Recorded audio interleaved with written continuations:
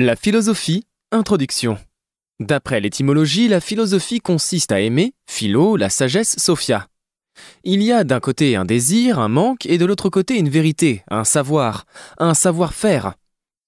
Un premier problème se pose. Bien des philosophes prétendent détenir des vérités certaines que leurs successeurs manquent rarement de critiquer. Les philosophes sont-ils avides de vérités qui leur échappent toujours ou produisent-ils des savoirs scientifiques ? La sagesse présente deux aspects, l'un pratique, c'est-à-dire tourné vers l'action, avec la morale, la politique et la quête du bonheur, l'autre théorique, c'est-à-dire tourné vers la contemplation des vérités et des belles choses, avec la science et l'art. Un second problème apparaît, lequel de ces deux aspects est le but, lequel est le moyen ? La fin dernière de la philosophie est-elle le bonheur ou la contemplation des vérités ? Ces questions renvoient à l'éternelle question des élèves à quoi sert la philosophie ? Sous-entendu, à rien. Kant, dans Critique de la raison pure en 1781, distingue deux genres de philosophes. Ceux qu'il appelle les dogmatiques et les sceptiques. Les premiers pensent pouvoir produire des certitudes. Descartes, dans Méditation métaphysique, en 1641, démontre l'existence de Dieu et fonde la science en certitude sur son « je suis »,« j'existe ».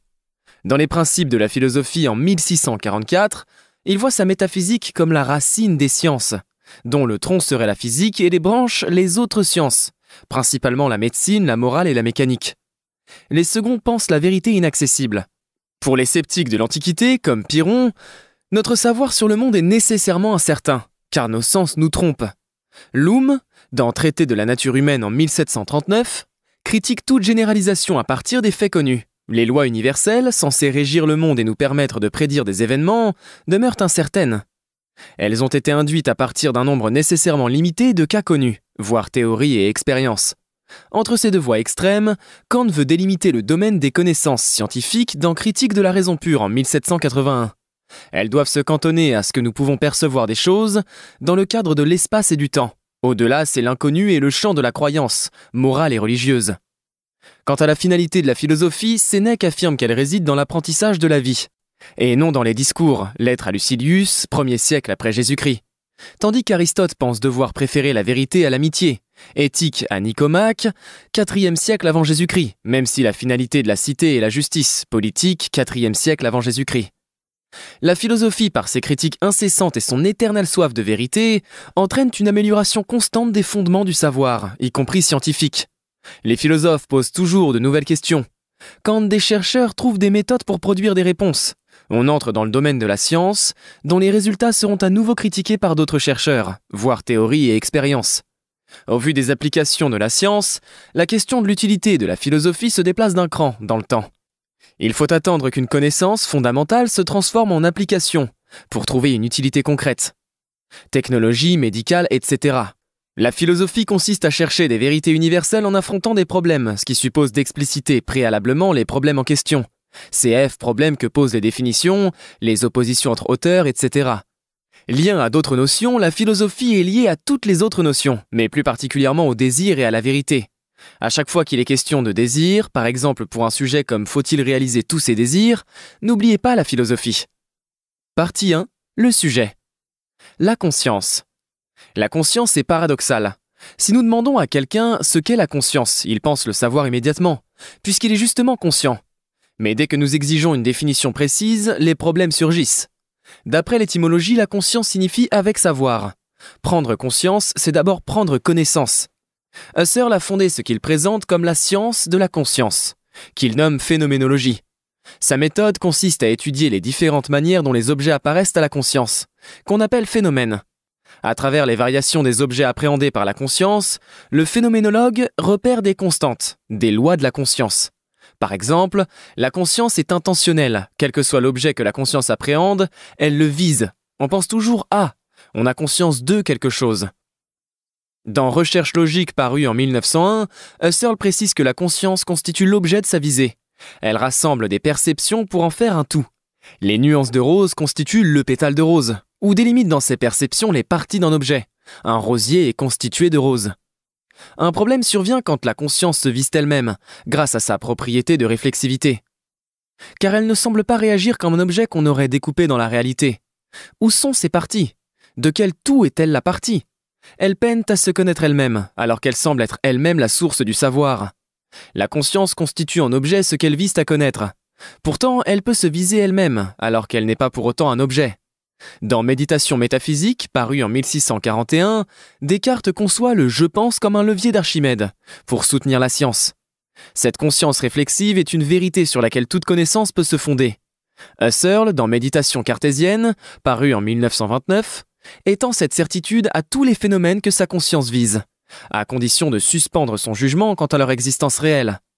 Il est seulement certain que sa conscience vise ces objets. Deux critiques vont s'opposer à ces certitudes. La première porte sur le langage. Dans ses objections aux méditations, Hobbes reproche à Descartes un glissement langagier. En passant de « je suis pensant » à « je suis pensé », il fait du « je » une substance, à tort. C'est comme si l'on pensait de « je me promène » à « je suis promenade ». Nietzsche poursuit la critique sur le plan du langage, dans Par-delà le bien et le mal. L'habitude langagière de donner un sujet à chaque phrase dérive d'un mauvais réflexe métaphysique. On cherche à tort une substance invisible qui serait la cause du visible. La seconde critique porte sur la perception. Dans Pensée, Post, 1670, Pascal cherche le moi authentique d'une personne aimée à travers ses apparences physiques, puis intellectuelles. Or, celles-ci peuvent toutes changer ou disparaître sans modifier le moi. Il en conclut que le moi n'est pas connaissable en lui-même, ce qui est gênant pour fonder les sciences. Loom prolonge cette critique dans Traité de la nature humaine, paru en 1739. En tant qu'empiriste, il pense que toute connaissance dérive de l'expérience. Or, quand il examine ses propres pensées, il ne perçoit que des sensations ou des émotions, mais jamais de moi, donc ce « je » n'existe pas. Lien à d'autres notions, la conscience est liée à une foule de notions, si reportées. La conscience morale, la perception, l'inconscient, autrui, l'existence, le temps, l'art, la religion, la liberté, le devoir. La conscience morale. Comme le dit Confucius, la confiance est la lumière de l'intelligence pour distinguer le bien du mal. C'est la conscience morale. D'où vient cette faculté humaine? A-t-elle une origine extérieure au monde, transcendante ou interne, immanente? Est-elle absolue, partout la même, ou relative, aux différents peuples, aux différentes époques, aux différents lieux? Pour Kant, dans Opus Posthumum, de 1796 à 1803, cette voix intérieure qui nous donne des ordres a pour origine Dieu, voire la religion. Au contraire, Spinoza, dans Court Traité, paru en 1663, affirme que le bien et le mal ne sont pas dans la nature. Il relève seulement d'un jugement humain. Freud, dans Malaise dans la culture, en 1929, confirme cette origine mentale. La sévérité de la conscience morale provient du sentiment de culpabilité, lui-même issu de l'enfance. À partir d'un certain âge, un enfant sait qu'il a commis une faute parce qu'il a intégré les règles de ses parents. Le fait de posséder une conscience morale est donc bien universel, mais son contenu varie selon les hommes. Pour Kant, dans Fondement de la métaphysique des mœurs, en 1785, cette conscience morale, d'origine divine, est absolue. Elle se présente comme un impératif catégorique, c'est-à-dire qu'il faut lui obéir sans condition. Par contraste, les impératifs simplement hypothétiques ne sont que des ordres donnés en vue d'une fin extérieure. Ils sont conditionnés. Comment distinguer un acte moral d'un acte immoral? Le critère est rationnel. Il consiste à suivre une maxime qui puisse être prise comme une loi universelle. Par exemple, aime ton prochain peut être généralisé sans contradiction. Une bonne volonté qui suit un tel conseil a une valeur absolue. Au contraire, le mensonge ne peut être universalisé. Le sujet qui ment ne peut pas souhaiter que tout le monde mente. Des philosophes ont critiqué cette conception de Kant. Hegel, dans Principe de la philosophie du droit, en 1820, affirme que le devoir kantien est formel, sans lien avec le réel. En ce sens, Constant, dans Réaction politique en 1796, montre que l'interdiction absolue du mensonge peut contredire une autre interdiction absolue, selon les situations. Ainsi, il vaut mieux mentir à un malfaiteur pour éviter qu'il ne nuise à quelqu'un. Arendt, dans Eichmann à Jérusalem, rapport sur la banalité du mal en 1963, indique que le devoir kantien, mal compris, peut se transformer en obéissance aveugle et dangereusement immorale. Eichmann était un nazi qui participa à l'extermination des Juifs. Lors de son procès, il invoqua paradoxalement Kant. Il agissait rigoureusement selon la loi, mais seulement de son pays à une époque donnée. Nietzsche, dans Le Gai Savoir, en 1887, voit dans l'impératif catégorique le fruit de l'égoïsme, qui universalise un jugement personnel. Mill, dans L'utilitarisme en 1863, défend une morale relative à un but concret. Un acte doit être jugé sur le critère de l'utilité pour le bonheur du plus grand nombre.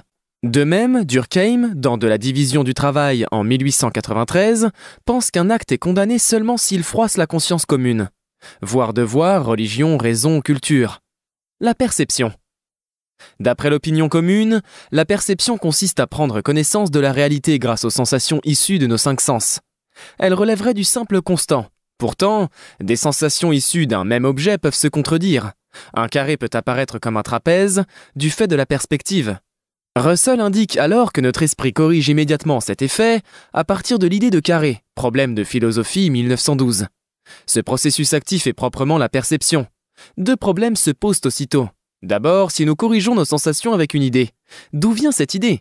Si elle vient des sensations, un cercle vicieux apparaît, et si cette idée est innée, le problème de son origine se déplace d'un cran. Ensuite, si nos sens ne nous donnent accès qu'aux apparences, il est difficile de connaître leur source, la réalité. Dans un rêve, nous avons bien des sensations, mais aucun objet n'est à percevoir. Le premier problème, du rapport entre idées et sensations, oppose deux genres de philosophes. Les premiers pensent que nos idées sont innées. Platon, dans la République, 4e siècle avant Jésus-Christ, expose le mythe de la caverne. Nous sommes comme des prisonniers dans l'obscurité qui voient seulement les ombres portées des choses réelles. Nous devons nous libérer de ces apparences et nous élever grâce à la discussion rationnelle vers les idées des choses. Comment se fait-il que nous puissions les atteindre? Lors d'une vie antérieure, nous les avons perçues dans le ciel. Il faut s'en ressouvenir. Mais non, 4e siècle avant Jésus-Christ. C'est la théorie de la réminiscence. Cette conception s'est transformée avec le monothéisme. Pour Malebranche, tout homme peut voir en lui-même les idées des choses, déposées par Dieu, de la recherche de la vérité, de 1674 à 1675.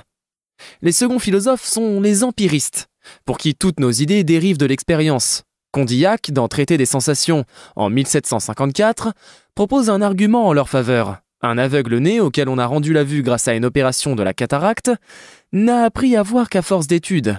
Pour Loom, dans Traité de la nature humaine en 1739, il y a dans l'esprit des perceptions au sens très large. Les perceptions fortes sont les impressions, externes par la sensation et internes par les sentiments et passions. Les images affaiblies des impressions sont les idées. Trois mécanismes mélangent ces perceptions de base pour construire des idées abstraites: ressemblance, contiguïté et causalité. Concernant le second problème, de la nature de la réalité, les philosophes proposent bien des réponses différentes, dites métaphysiques, qui vont au-delà des apparences physiques. Démocrite et Épicure pensent que la réalité est constituée d'atomes, Pythagore de chiffres et Platon d'idées éternelles. Pour Kant, seul est connaissable ce qui apparaît à nos sens, le phénomène et non la réalité, la chose en soi. Schopenhauer objecte que cette dernière est connaissable en nous-mêmes par intuition, c'est la volonté de persévérer dans l'existence commune à toute chose. Lien à d'autres notions, perception et religion. Dans Principe de la connaissance humaine en 1710, Berkeley propose une étonnante théorie, l'immatérialisme. Dieu a créé les objets qui se réduisent à nos yeux à leurs apparences, car leur être est ce que nous en percevons. Derrière cette réalité se trouve Dieu. Au contraire, Nietzsche, dans Le crépuscule des idoles en 1788, attaque la croyance en ces arrière-mondes qui constituent à ses yeux une fuite devant l'unique réalité, les apparences certes contradictoires. Voir aussi la conscience, l'inconscient, le temps, matière et esprit, le langage. L'inconscient. D'emblée, l'étymologie du mot inconscient indique un problème. Sans avec savoir. Celui qui cherche la vérité est conscient, alors comment pourrait-il connaître une chose non consciente, et même savoir qu'elle existe? Ce paradoxe apparaît quand Leibniz affirme dans Nouveau essai sur l'entendement humain en 1704 qu'il y a une infinité de perceptions en nous, sans aperception. Elles sont trop petites, trop nombreuses, trop unies. Avec l'effet d'accoutumance, nous n'y prêtons plus attention. Dans Essai sur l'entendement humain en 1690, Locke critique l'idée de représentation non consciente, notamment dans le sommeil. Pour lui, une représentation vient directement des sens, jusqu'à la conscience. Dans Anthropologie du point de vue pragmatique, Kant reconnaît la contradiction et pense la résoudre. Les représentations claires à la conscience sont immédiates, tandis que les représentations obscures sont connues indirectement. Il pense que seules quelques régions sont illuminées sur la carte immense de notre esprit. L'opposition entre défenseurs et critiques de la notion d'inconscient est exacerbée au XXe siècle. Pour Freud, notamment dans Introduction à la psychanalyse en 1917, nous refoulons dans l'inconscient des représentations, souvent issues de l'enfance et des désirs, interdits aux adultes par la société, issus de pulsions fondamentales de vie et de mort. Loin de disparaître, ces poussées inconscientes se heurtent à notre conscience morale, ou surmoi. De ce conflit naissent nos angoisses et nos symptômes de maladie mentale, comme les névroses. Le moi est ainsi dirigé à son insu par le ça, le lieu mental de l'inconscient. Pour s'en libérer, Freud crée la psychanalyse, qui permet aux patients de retrouver la source inconsciente de ses angoisses. Sa technique réside dans les associations d'idées. Comme avec un fil d'Ariane, il remonte d'idée en idée jusqu'au traumatisme infantile. Dans L'être et le néant, en 1943, Sartre s'oppose à chacune de ces conceptions, avec une psychanalyse existentialiste. Il commence par nier l'existence de l'inconscient, contradictoire en soi. Au moment où nous refoulons une représentation, nous en sommes conscients. Si nous ne voulons plus la reconnaître ensuite, c'est par mauvaise foi. Nous ne voulons plus savoir ce que nous savons. Notre angoisse ne vient pas de notre passé. Au contraire, c'est parce que nous sommes fondamentalement libres que nous nous angoissons devant l'immensité des choix pour notre avenir. Lien à d'autres notions, conscience face à l'inconscient, la conscience est-elle active ou passive? Pour Bergson, dans L'énergie spirituelle de 1919, notre inconscient contient des souvenirs par milliers. Seuls sont appelés par la conscience ceux qui sont utiles à l'action présente. Au contraire, pour Schopenhauer, dans Le monde comme volonté et comme représentation de 1818, la conscience n'est que la surface de notre esprit, qu'il compare à une eau. En profondeur sourde et confuse, sentiment vague, écho des intuitions et de l'expérience. Tout au fond, en son cœur, se trouve la disposition de la volonté. Or, fondamentalement, c'est cette volonté inconsciente qui commande à nos actes. Les décisions conscientes sont illusoires. Autrui. Autrui est un autre moi-même, un alter ego. Je ne peux former mon esprit sans lui. Dans Écrit en 1966, Lacan parle de stade du miroir, pour désigner ce moment où l'enfant forme son moi. Par identification à l'autre, un parent par exemple, le je se forme dans une matrice symbolique et s'inscrit dans le langage. D'après Kant, dans Anthropologie du point de vue pragmatique en 1798, la capacité de l'enfant à se représenter ce je est décisive. Elle élève l'homme au-dessus des bêtes. Il semble alors logique que pour se connaître soi-même, il faille passer par l'autre, comme le dit Sartre dans L'existentialisme est un humanisme, en 1946. Mais une première différence entre je et autrui pose problème. Je ne le connais pas directement de l'intérieur comme moi-même. De la même façon, il me connaît indirectement, voire le problème de Pascal, la conscience. Quand deux consciences se rencontrent, ce problème peut prendre la forme suivante. Sartre propose l'exemple du garçon de café dans L'être et le néant en 1943. Lorsqu'un serveur m'apparaît avec sa gestuelle, son habillement et sa manière de parler caractéristiques, je le nomme avec sa fonction. Je dis qu'il est un garçon de café. En réalité, son comportement ne fait que découler d'un choix de sa conscience, et j'en ai fait un objet figé dans un nom. Or, un objet est déterminé par des lois physiques, il n'est pas libre. Notre conscience a objectifié la conscience d'autrui, qui est mouvante, intentionnelle, faite de projets libres. Je rate autrui, et il me rate. Un deuxième problème survient avec une différence de désir entre autrui et moi. Tantôt nos désirs s'accordent, tantôt ils s'opposent. Hegel, dans Phénoménologie de l'esprit en 1807, étudie l'évolution du rapport entre un maître et un esclave, dont les désirs s'opposent. Le premier, passif, fait réaliser ses désirs par le second. L'esclave obtient les objets de désir en transformant activement la nature. Ce faisant, il gagne son indépendance. En effet, non seulement il maîtrise mieux la nature, mais en plus il peut pourvoir lui-même à ses propres désirs, tandis que son maître dépend de lui. Le rapport entre le maître et l'esclave s'inverse alors. L'esclave peut s'émanciper. Mais que se passe-t-il au contraire quand les désirs s'accordent, par exemple dans l'amitié? Dans Éthique à Nicomaque, 4e siècle avant Jésus-Christ, et Éthique à Eudème, 4e siècle également, Aristote distingue 3 genres d'amitié. Les 2 premiers par plaisir et intérêt posent problème, car ils sont inconstants. Seul le 3e genre est véritable, car l'ami vertueux est un miroir qui permet de se voir tel qu'on est. Leur vertu progresse et donne accès au bonheur. Leur relation d'égal à égal permet de dire qu'un ami est un autre soi-même. Éthique à Nicomaque, 4e siècle avant Jésus-Christ. Dans Alcibiade, 4e siècle avant Jésus-Christ, Platon voit dans les yeux d'autrui un miroir de soi-même, et dans l'âme d'autrui le moyen de connaître le divin en soi-même, autrement dit les idées. La discussion avec autrui devient une voie d'accès à l'universel, grâce à notre raison commune. Tel est le mouvement de la science. Lévinas, dans Totalité et infini en 1961, prolonge sur le plan moral cet accès à l'infini par autrui. Le visage d'autrui renvoie à l'infini de sa transcendance, c'est-à-dire qu'il est un accès à Dieu, extérieur au monde. À ce titre, autrui apparaît directement comme un commandement, par exemple l'interdit de tuer. Lien à d'autres notions, conscience, vérité, désir, liberté, devoir, religion et bonheur. Le désir. Nous ressentons tous du désir, pourtant le définir est difficile. Même des philosophes emploient un synonyme, comme Spinoza qui y voit l'appétit avec conscience de l'appétit, ou l'effort de persévérer dans son être avec conscience. Éthique 1670. Ricoeur, dans Philosophie de la volonté en 1950, échappe à ce travers avec l'idée que le désir serait un plaisir imaginé. Le désir semble paradoxal en lui-même. Il vise sa propre suppression, dans le plaisir. Ensuite, il renaît. Serait-il vain et auto-contradictoire ? Un problème apparaît. Pour être heureux, faut-il réaliser 1. Tous ses désirs, ou 2. Aucun, ou 3. Si ce n'est ni l'un ni l'autre ? Comment savoir lesquels choisir ? Platon, dans le dialogue intitulé Gorgias, 4e siècle avant Jésus-Christ, présente le personnage Calliclès. Celui-ci soutient qu'il faut tâcher de réaliser tous ses désirs. Socrate, qui représente les idées de Platon, répond que cela revient à vouloir remplir une passoire percée. Rousseau, dans la Nouvelle Héloïse en 1761, ajoute que si nos désirs étaient tous assouvis, nous n'aurions plus rien à désirer. Ce serait un grand malheur à ses yeux. Schopenhauer, dans Le Monde comme volonté et comme représentation en 1818, indique l'autre inconvénient de cette démarche. Assouvir tous ses désirs est vain, puisqu'ils renaissent tous. Par exemple, le désir amoureux est au service de l'espèce, aveugle et vain, sans but. Dans ces conditions, Bouddha suggère de supprimer tous nos désirs, pour atteindre le nirvana.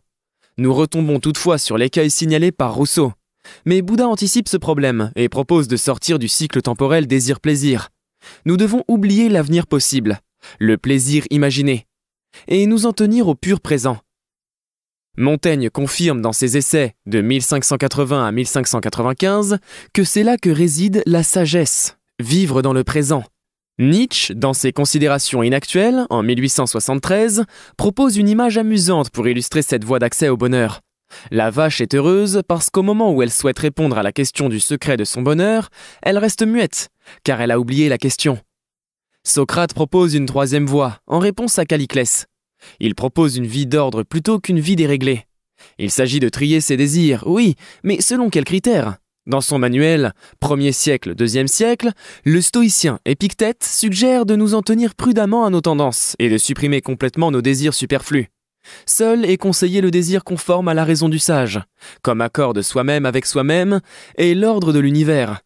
Descartes suit cette voie stoïcienne quand il préfère changer ses désirs, plutôt que l'ordre du monde, discours de la méthode en 1637. Dans les termes de Freud, cette maîtrise revient à soumettre le principe de plaisir en nous, qui cherche toujours à satisfaire ses désirs au principe de réalité, qui tient compte des contraintes réelles, introduction à la psychanalyse, 1917. Avec ces critères, quel désir le philosophe choisira-t-il ? Dans l'Être à Ménécée, 3e siècle avant Jésus-Christ, Épicure propose de s'en tenir aux désirs naturels. Il rejette les désirs vains liés aux honneurs, à l'avidité du gain, aux joies des fêtes excessives, etc. Ajoutons avec Aristote que les hommes désirent naturellement savoir. Métaphysique, 4e siècle avant Jésus-Christ. Il en découle que le philosophe, comme le précise Platon dans Le Banquet, 4e siècle avant Jésus-Christ, suit son désir, qu'il élève des belles choses vers l'idée du beau, du sensible vers l'intelligible, de la terre vers le ciel des idées. Il faut donc désirer la sagesse, c'est-à-dire être philosophe. Lien à d'autres notions, bonheur, inconscient, philosophie, désir et liberté. Sartre, dans L'être et le néant en 1943, présente cet intéressant paradoxe de l'amour, qui consiste dans le libre engagement à ne plus être libre. L'existence. D'après l'étymologie latine, l'existence désigne le fait de se tenir complètement debout. Star, au dehors, ex. Un problème apparaît avec le fait que les philosophes ont tendance à penser de manière abstraite. Dans Post-scriptum non scientifique et définitif aux miettes philosophiques de 1846, Kierkegaard reproche aux penseurs comme Hegel d'utiliser des concepts universels et atemporels qui ne prennent pas en compte l'existence particulière des individus, avec leur temps propre. Cet auteur est le précurseur de l'existentialisme. Ce mouvement philosophique s'interroge sur le fait même d'exister. Par exemple, Heidegger, dans Être et temps, en 1927, voit dans l'homme le seul être qui ait conscience d'être. Il se sait être là, jeté dans le monde. Il a conscience du temps et de son horizon ultime, la mort qui le fait réfléchir sur le sens de l'existence. Il peut poser des questions fondamentales, comme celle de Leibniz, dans Principe de la nature et de la grâce fondée en raison, 1740. Pourquoi y a-t-il quelque chose plutôt que rien ? D'après Heidegger, les philosophes occidentaux oublient la question de l'être en s'enfermant dans les idées rationnelles, de la science, sur les êtres en train d'exister, qu'il appelle étant. Pour Sartre, dans L'existentialisme est un humanisme, en 1946, l'homme se définit par les choix qu'il fait librement. Grâce au caractère intentionnel de sa conscience, l'homme fait des projets, qui donnent un sens à ses actes. Mais quel peut bien être le sens de la vie prise comme un tout? Dans Pensées, post 1670, Pascal contemple avec effroi l'infini des cieux, autant que le néant des êtres minuscules. Entre les deux, l'homme semble insignifiant. La solution ne peut venir que de Dieu, qui lui donne un sens. Lui seul peut fonder notre connaissance en nous offrant des vérités fondamentales, et nous dire ce que nous devons faire en cette vie. Au contraire, Schopenhauer est athée. Son pessimisme en découle, qu'il exprime dans Le Monde comme volonté et comme représentation en 1918. Dans le cadre d'une vie, nous pouvons certes donner un sens à chacun de nos actes en vue de tels buts concrets, mais la vie prise dans son ensemble est nécessairement dénuée de but. Le monde et l'homme sont poussés à continuer d'exister par une volonté universelle, sans conscience, permanente, aveugle, qui s'exprime par exemple dans le désir de se reproduire. Nietzsche critique ce pessimisme, qu'il considère comme maladif. Il y voit un nihilisme. Rien n'aurait de valeur absolue. Dans Ainsi parlait Zarathustra, en 1883 jusqu'à 1885, Nietzsche invite l'homme à créer son propre sens avec optimisme, sans Dieu. Il faut suivre une saine volonté de puissance qui mène au dépassement de soi-même, dans le surhumain. Lien à d'autres notions, existence et religion. Pour Dieu existe-t-il, voire religion. Qu'y a-t-il après la mort? Platon, dans Phédon, 4e siècle avant Jésus-Christ, dépeint la mise à mort de Socrate. Celui-ci ne craint pas la mort. Qui sait si elle n'est pas un grand bien qui délivre notre âme de notre corps pour rejoindre le ciel des idées éternelles? Au contraire, Épicure veut ignorer le monde des dieux. Pourtant, il ne craint pas non plus la mort, puisqu'elle est absence de sensation. L'être à Ménécée, 3e siècle avant Jésus-Christ. Conscience, inconscient? Exemple de question. Suis-je ce que j'ai conscience d'être? Voir l'opposition entre Sartre et Freud avec la notion l'inconscient. Voir interprétation sur le fait de donner un sens à l'existence. Voir langage et perception, sur la construction de nos perceptions. Le temps. Dans Confessions, 4e siècle, Augustin affirme savoir ce qu'est le temps. Si on ne lui demande pas. Mais si on le lui demande, il ne sait plus. Le fait est que sa tentative de définition aboutit à un paradoxe déroutant. Il suggère avec simplicité que le temps est composé du passé, du présent et de l'avenir. Puis il remarque que le passé n'existe plus, ou seulement dans sa mémoire. L'avenir n'existe pas encore, ou seulement dans son imagination. Seul le présent existe réellement. Il en conclut logiquement, le temps dans son ensemble, passé, présent, avenir, n'existe que dans son esprit. Le temps est subjectif. Pourtant, on conçoit communément le temps comme indépendant du sujet. Il paraît objectif. De plus, il s'écoule uniformément, de manière irréversible. Ce n'est qu'en imagination qu'on pourrait remonter le temps. L'impression qu'il passe plus ou moins vite serait seulement subjective. Deux problèmes s'entrecroisent ici. Le temps est-il subjectif ou objectif? Est-il réversible ou non? Aristote, dans Physique, 4e siècle avant Jésus-Christ, voit dans le temps un mouvement quantifiable selon un avant et un après. Il s'écoule donc dans un sens, il est fléché. Newton confirme cette objectivité dans Philosophia Naturalis Principia Mathematica, en 1687. Le temps est absolu, mathématisable, indépendant de toute chose et s'écoule uniformément. Clausius conforte encore le caractère fléché du temps avec sa loi de la thermodynamique. L'énergie du monde est constante, mais le désordre du monde augmente sans cesse. Toute production d'énergie consiste à décomposer de la matière. Au contraire, Kant, dans Critique de la raison pure en 1781, affirme que le temps est la forme du sens interne. Le sujet appréhende tout objet à partir du temps qui est en lui.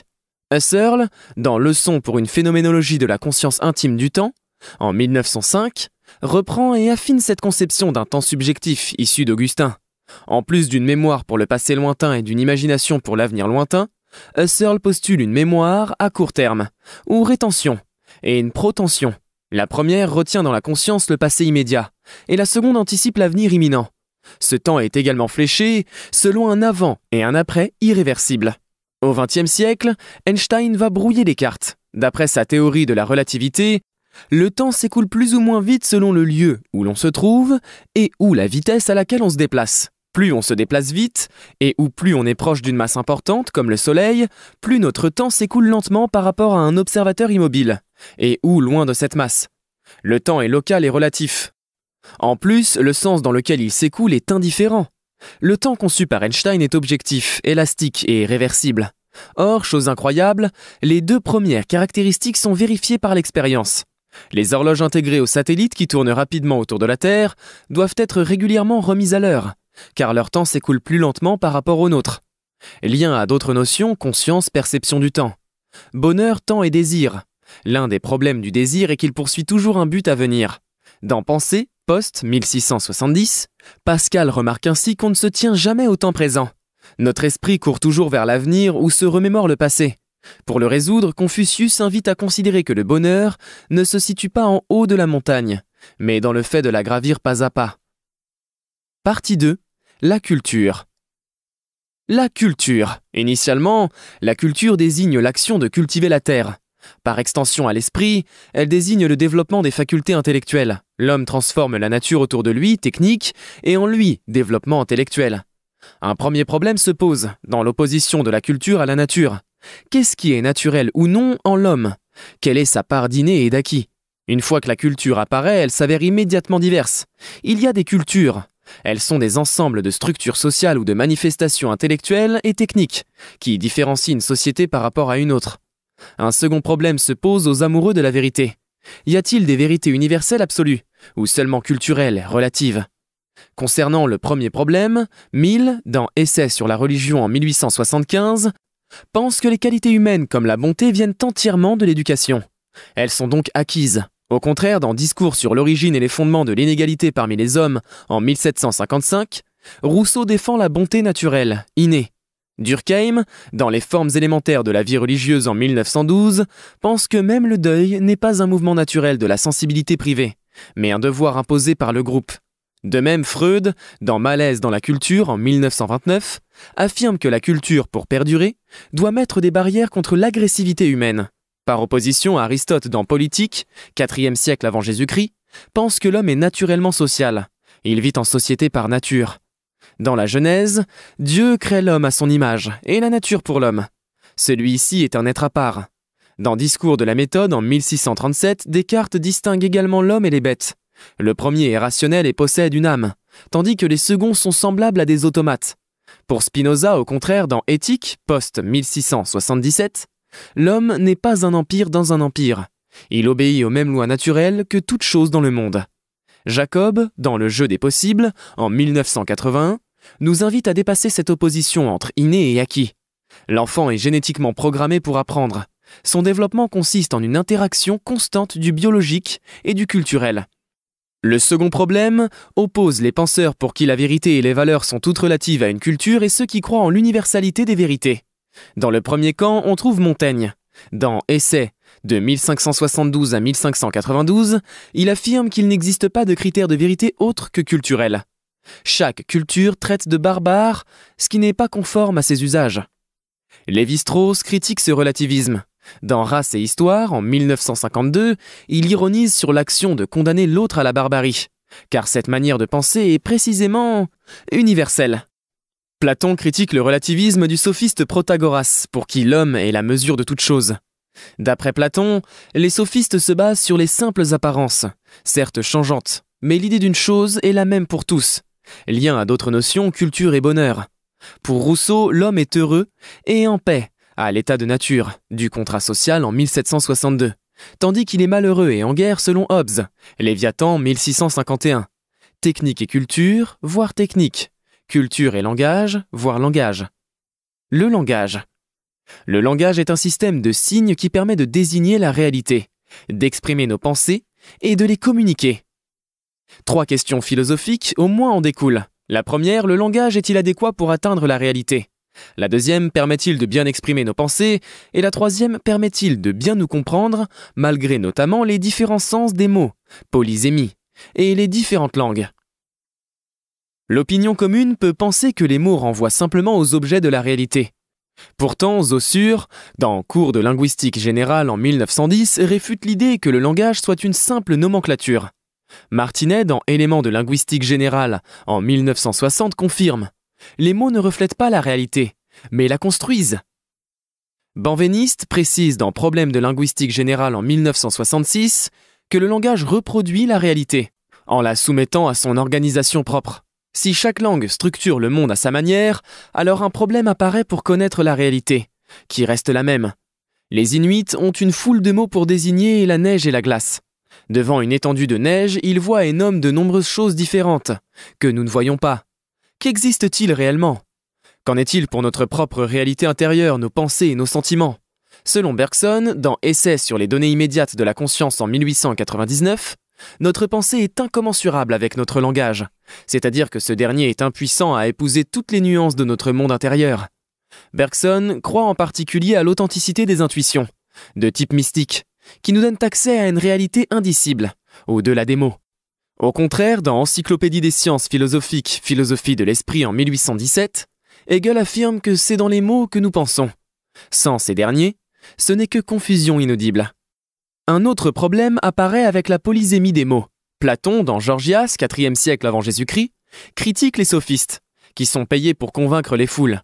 Il joue sur les ambiguïtés du langage et les simples apparences des choses. Ce problème surgit aussi dans les traductions entre différentes langues.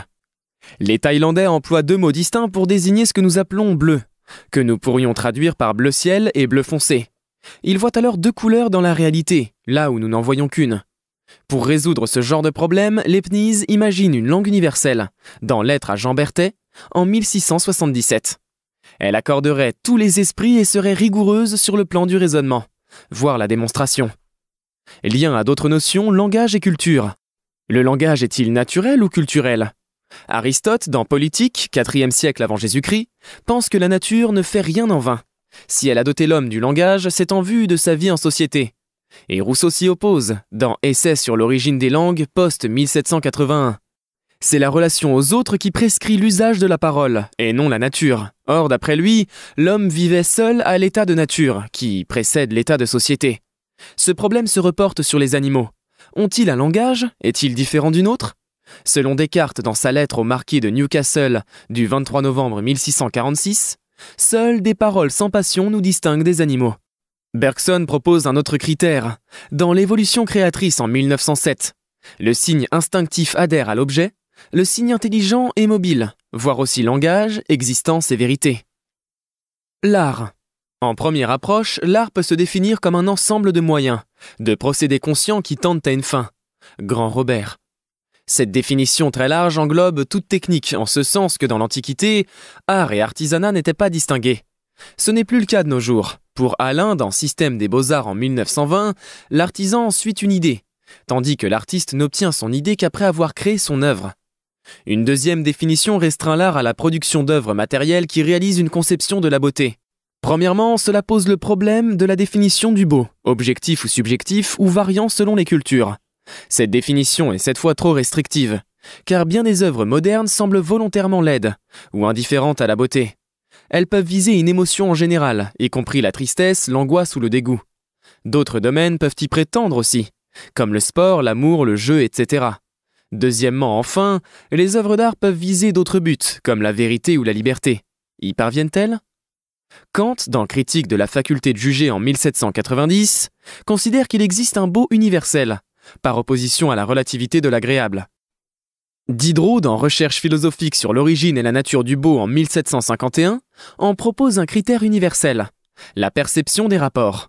Platon, dans Timée, 4e siècle avant Jésus-Christ, critique la peinture qui n'imite que les apparences des choses. Pour produire une œuvre absolument belle, il faut représenter l'idée de la chose. Dubuffet fait une violente critique de l'idée du beau, dans Position anticulturelle en 1951. Le beau n'est à ses yeux qu'une construction sociale, qui doit s'apprendre. Il laisse de côté une foule d'autres sentiments et idées bien plus intéressants, comme l'émerveillement. Dubuffet affirme, dans L'art brut préféré aux arts culturels en 1949, que l'art officiel reconnu est le faux art. Le véritable art est partout et discret. L'art pourrait-il être une voie d'accès à la vérité? Aux yeux de l'opinion commune, les arts comme la peinture, le théâtre, le cinéma, la danse, la photographie même, semblent s'en tenir aux apparences des choses et aux émotions qu'elles suscitent. Celles-ci peuvent être vues comme subjectives et donc nous éloigner de l'objectivité. Au contraire, dans Esthétique, post-1835, Hegel pense que l'apparence est essentielle à l'idée des choses. L'art élève l'apparence, qui est supérieure à la réalité.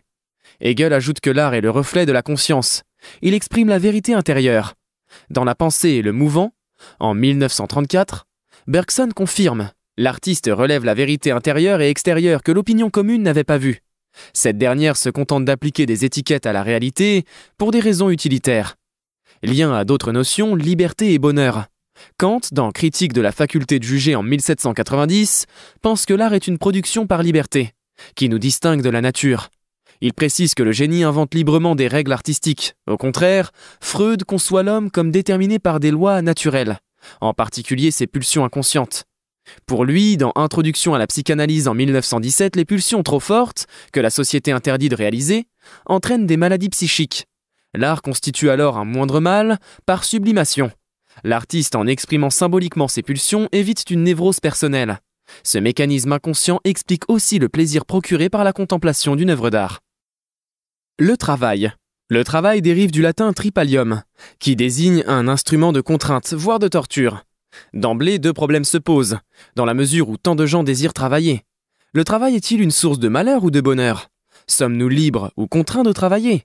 Sur le plan philosophique, le travail désigne la transformation de la nature par l'homme. Les produits de ce travail posent une question difficile, surtout s'ils ont été réalisés collectivement.